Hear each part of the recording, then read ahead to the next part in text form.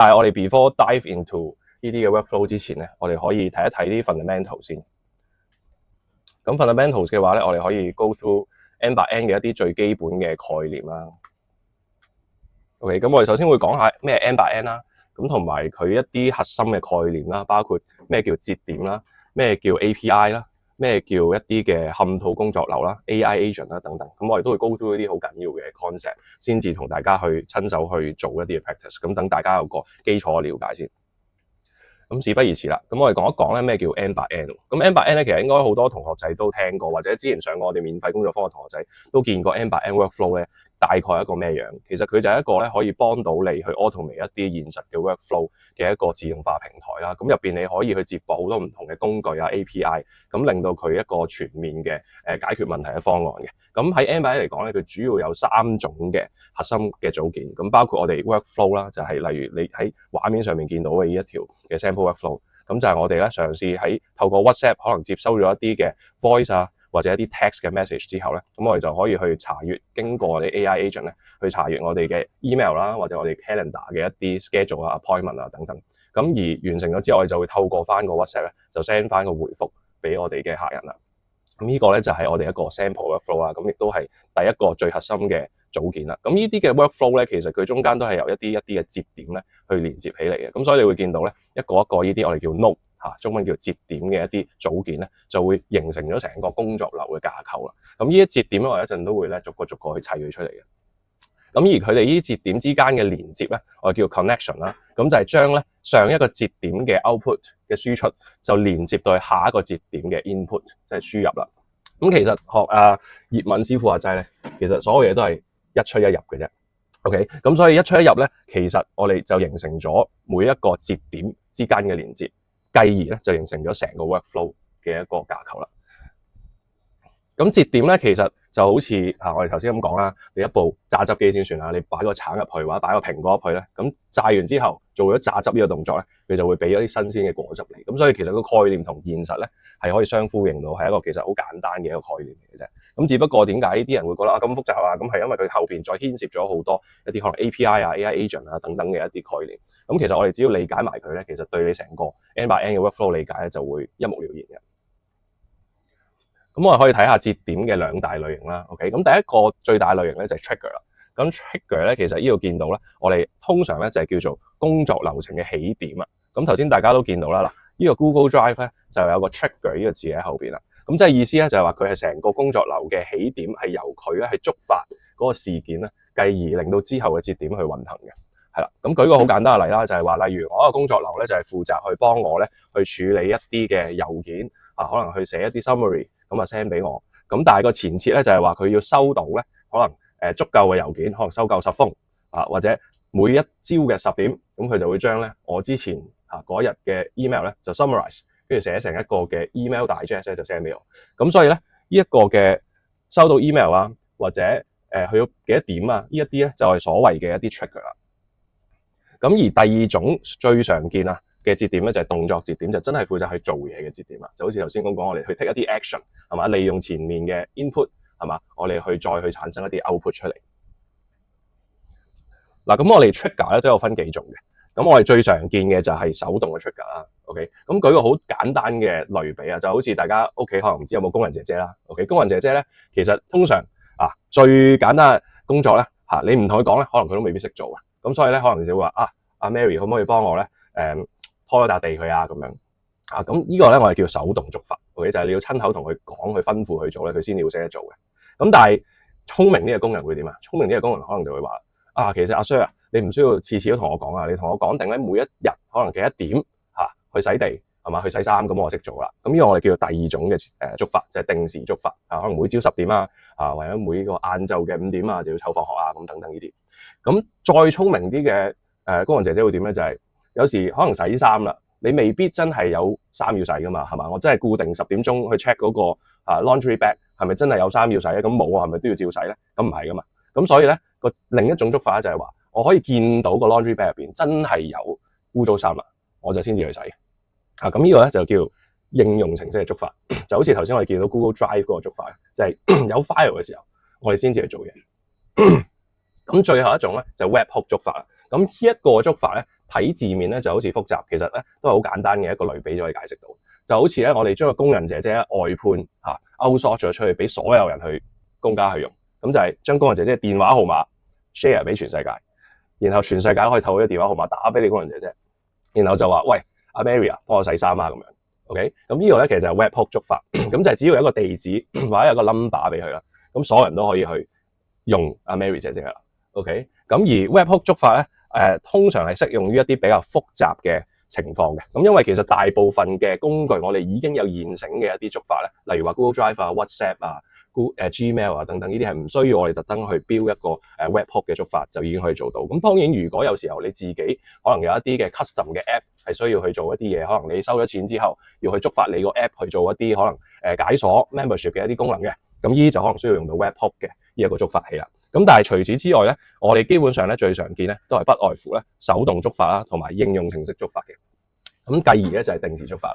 咁而今日咧我哋會主要 focus on 咧手動觸發同埋應用程式觸發，係啦。咁因為咧實時觸發或者定時觸發咧，其實真係要等到可能每日嘅某一個固定點你先至試到嘅。咁呢個咧可以留翻大家翻去自己慢慢試。其實個原理咧都係同我哋其他嗰兩種觸發一模一樣，只不過係 set up 嗰度可能有少少唔同嘅啫。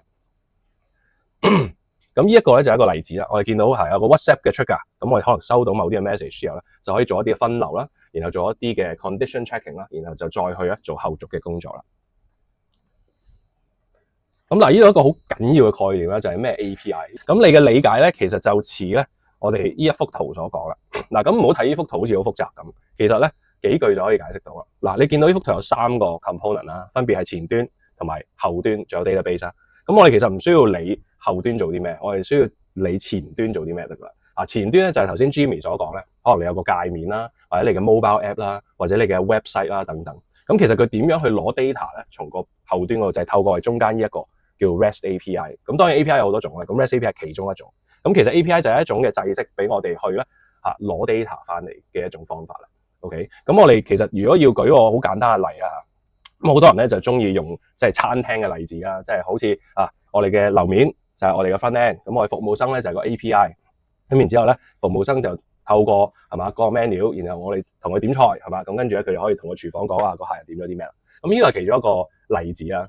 咁我自己比較中意嘅例子咧就係茶餐廳。茶餐廳咧你永遠咧嗌嘢食咧嗰個人咧喺嗰張紙度寫嘅嗰啲字咧，你通常都睇唔明嘅，係嘛？如果你睇得明嘅話咧，你已經直接同嗰個後邊嘅廚房講啦，係咪先？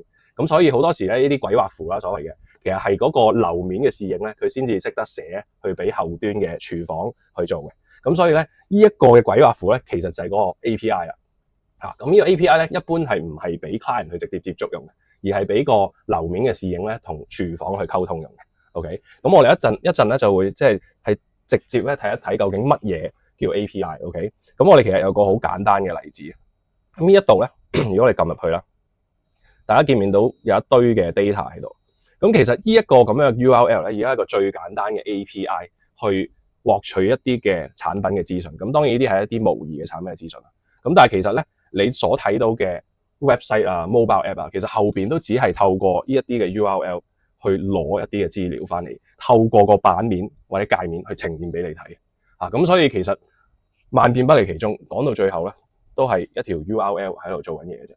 咁而呢條 URL 咧，去到我哋之後 end by end 嘅 workflow 咧，就會有好大作用，因為我哋好多時嗰啲節點咧，就係透過呢一啲嘅 URL 咧，去做一啲嘅呼叫，去做一啲嘅請求，攞啲嘅 data 翻嚟。OK，咁呢個咧，我哋之後咧就會再去了解多啲啦。咁嗱，其實 HTTP 嘅請求啦，就係我哋所謂喺 end by end 入邊一啲節點啦，可以去幫我哋去進行 API 嘅一啲呼叫嘅。OK，咁我一陣就會去咧，真係做佢出嚟啦。咁頭先同我講過啦，你要用 API 嘅前設都係你首先要有 API 嘅 key 啦。咁所以我哋咧好多時都要去 set up 一啲嘅嘢啦。咁所以好多時咧，你會發覺其實成個 end by end 嘅 workflow 最難嘅地方咧，反而未必係 set up 嗰個 workflow 本身。有時反而最複雜咧係 set up 嗰啲 API key。咁而現實的確係咁嘅。咁例如我哋 set up WhatsApp 嘅嗰個 API 咧，其實就係成個我哋發覺咧所有步驟入邊最難嗰個。係啦，咁所以咧喺堂上面咧，我哋未必會即刻就嘥好多時間去做 WhatsApp trigger 嘅。咁所以咧，我哋其實將 WhatsApp trigger set up 咧就拍咗片咧，就擺咗喺個 course 入邊，大家可以咧去翻去慢慢試。但係喺堂上面咧，我哋會直接用啲最簡單嘅 trigger 咧去做咗先。咁等大家可以知道咗成個 workflow 係點樣發生嘅。我哋之後有時間咧，先至再講 WhatsApp 嘅 trigger 嚇。嗱，咁呢一個咧就係 Google Drive 嘅一個API 嘅例子啦。咁你見到係都有好幾樣嘢需要 set up 嘅，包括我哋嘅redirect URL 啦、client ID secret 啦等等，同埋要連上即係 Google 嘅Drive 嘅 account 啦咁樣。咁所以咧，其實即係中間需要set up 嘅嘢咧都比較多嘅。如果係牽涉到 API 嘅話，咁但係 once 你 set up 咗一次咧之後就可以一勞永逸㗎啦。OK，at least for 你自己個 N8N account。咁所以又唔需要太擔心嘅。嗱，咁如果再複雜啲嘅一啲工作流啦，舉個例，例如話一間公司有幾個部門嘅，咁可能咧一個部門咧就已經搶走咗你個 Mary 姐姐咧去做 reception 啦，咁其他部門咧就做唔到啦，咁可能得 Mary 姐姐咧係識得去處理一啲 WhatsApp 嘅message 咧，咁先算啦。咁其他部門點算咧？係嘛，冇咗 Mary 姐姐，咁點樣去處理 WhatsApp 咧？處理唔到喎。咁所以咧，我哋有個好簡單嘅解決方法咧，就係用 sub workflow 啦。咩叫 sub workflow 咧？就係我哋假設 Mary 姐姐咧就作為個前台，係嘛，佢接收晒所有嘅 WhatsApp message。然之後咧，我哋透過佢咧，再去分派唔同嘅 WhatsApp 嘅一啲 message 去俾其他嘅部門去處理。咁其他部門咧喺呢個情況就叫 sub workflow。OK， 咁我哋一個好常見嘅例子咧，就係因為喺 WhatsApp 嚟講咧，佢嘅 API 就係支援一個 workflow 嘅啫，嚴格嚟講。咁所以咧，我哋唔能夠將個 WhatsApp trigger 同時設定喺多個 workflow， 我哋只能夠咧起一個 master， 然後將佢個 trigger 咧擺喺最前面，然後再分流俾後邊其他 sub workflow。咁但係呢個嘅玩法咧就相對高階少少嘅，咁大家可以咧 focus 翻喺堂上面嘅時候咧，做翻我哋 core 嘅嗰啲 workflow 先，等有時間剩啦，你覺得喂我都熟晒咯喎 ，OK 咯喎，咁先至 move on 去玩 sub workflow 都未遲嘅。咁但係呢個只係話俾大家聽有呢一樣嘢同埋佢嘅作用係乜嘢啫。咁同埋最緊要嗰樣嘢啦，我相信好多人都聽過 AI agent 呢樣嘢啦。如果大家知道咩 ChatGPT 啊 ，ChatGPT 其實佢係等於一個冷氣軍師你可以同佢傾偈，可以同佢諮詢，但係佢係唔會幫你做嘢嘅。佢淨係會答你問題嘅啫，真係要 take action 嘅話係你。咁但係 AI agent 咧就唔同啦 ，AI agent 咧係真係可以幫你 take action， 可以透過LLM ChatGPT 嘅大腦，然後利用工具，然後幫你去 take 一啲 action。例如佢接駁咗 Gmail， 可以幫你 check email 寫 email， 接駁咗 Google Calendar 可以幫你去 check schedule 或者去 make 一啲 appointment 等等嘅。OK， 咁所以咧 AI agent 就真係咧可以幫我哋解決到一啲實際嘅問題。咁所以一陣大家都會有機會可以 set 到啦，就係見到 screenshot 上面呢一個例子咧，就係你見到個 AI agent 咧，佢接駁咗多個嘅 tool。咁首先佢嘅大腦就接駁咗 OpenAI 啦，咁佢 memory 就接駁咗一個好簡單嘅 memory buffer 啦。咁然之後咧，亦都有另外一延伸咧，就係駁咗 Gmail 同 Google Calendar。OK， 咁呢一個咧就我哋一陣會其中一個做到嘅 workflow 啦。咁大家需要了解嘅係 before 我哋 dive into 真係 hands on 做之前咧，就係呢一啲嘅 agent 咧。其實佢延伸出嚟嘅呢幾條線咧，大家要分清楚嘅，唔可以亂咁用嘅。OK， 大腦嗰個我哋叫 model 啦，就真係負責諗嘢嘅啫。OK， 你唔好駁咗個 tool 落去，而你亦都應該駁唔到嘅。咁但係呢一個所謂 chat model 就係我哋負責諗嘢、規劃嗰一個。OK，memory 就係負責記低你之前嘅對話。OK， 等你可以有 context。而 tool 咧就係真係幫你做嘢嗰一啲嘅節點。咁所以係分咗咧3種唔同嘅節點。咁所以大家要搞清楚嘅。咁而中間 set up 嘅過程都有少少嘅configuration 需要做，咁我哋一陣都會去 go through。好啦，咁大家準備好未？咁如果準備好咧，冇唔明嘅話咧，咁我哋就 move on 去下一個 step 咯。嗱，如果冇問題嘅話咧，咁我哋就真係去試下 build 一啲嘅 workflow 咯。OK， 好啦，咁我哋 go into 呢一個嘅 N8N workflow 啦。我哋首先可以做嘅嘢咧就係 create workflow。嗱，咁首先我哋第一件事可以做嘅，我哋可以做一個最簡單嘅 trigger 先嘅。咁我哋撳一個加號啦。OK， 正如頭先所講，我哋有幾種 trigger 噶嘛，係咪？咁 trigger 最常見嘅就係手動 trigger 啦。咁所以有個 trigger manually 嘅。OK，trigger manually 嘅。OK， 咁一個咧就係我哋如果撳落去嘅時候就可以 trigger 咗個 workflow。咁但係我哋咧唔想用呢一個 OK， 純粹展示俾大家睇啫。我哋真正想做嗰個咧係 on chat message。OK， 嗱 on chat message 咧其實就好似我哋 WhatsApp 嗰一個做法。咁我哋咧其實可以透過佢啦，我哋去俾一啲嘅指令俾我哋嘅 AI 嘅。咁呢一刻當然冇任何嘢會發生啦，因為咩啊？因為而家呢一個嘅 chat trigger 佢係冇連接任何嘅後邊嘅節點嘅。OK， 佢只能夠接收 user 嘅 message 嘅啫。OK， 咁所以如果你要 AI 同你傾偈，起碼個 AI 要有咩先啊？冇錯啦，要腦啦，係咪啊？最緊要有個腦先。OK， 咁所以呢一度我哋可以加個 AI agent 俾佢啦。OK， 加個 AI agent 俾佢。嗱，咁呢一度咧，我哋可以揀兩個選項喎。OK，咁呢一度咧，第一個啦，就係我哋直接咧去 look for 我哋頭先 user 同我哋傾偈嗰個 message 作為 input， 咁亦都可以係 define below， 咁我可能加啲 customize 嘅一啲 prompt 俾佢啦。